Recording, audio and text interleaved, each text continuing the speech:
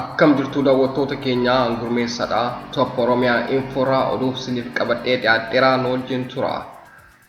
Lammiin Itoophiyaa jecha boombii jedhuun hidhaaf saaxilamee jedha BBC'n. Maal ta'ee lammiin Itoophiyaa kun Cifraa'ee Kabbadaa jedhama. Gara Johannesburg Afrikaa kibbaa deemuuf xayyaaricha imaltoota biroo waliin yaabbatee xayyaarichis imala eegaluuf qophii xumuraa wayita ture keessa keessummeessitoonni bakka boorsaan imaltoota keessa kaa'amu cufaa turan. Keessummeessituun Sintaayyaa Ayyaangoo jedhamtu balbala naannawaa abbaa Cifraa'een ta'an cufaa wayita turte teessoo irraa ka'ee gargaaree deebi'ee taa'ee eega taa'ee booda nama cinaan jiruun maal boorsaan kee gara malee ulfaataa boombiidhamoo jechuun itti qoose. Achis amma haala qoosa fakkaatuun keessummeessituu tanaan maaliif sodaattee boombii sitti fakkaatee jechuun itti dubbate.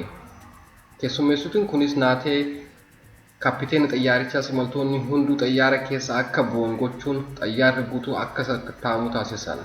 Achis sa'aatii 3 guutuuf meeshaalee sakatta'insaa gargaaramuun saroota kanaaf leenji'an dabalatee erga sakatta'anii booda wanti argame jiraachuu baatus balaanis gaafa sana haqqamuun guyyaa biraatti darbeera. Namni kunis lakkii ani qoosaan jedhe malee dhugaa miti jedhus achumatti to'annaa jala ooleera. Hidhaa jaafu yookiin shilingii Keeniyaa 100 adabameera. Jeebla qabeessa hagga yoona namni kun mana hidhaa keessa tura. Kun Top Oromiyaa Infoodha. Like, commentii godhaa. Bye bye.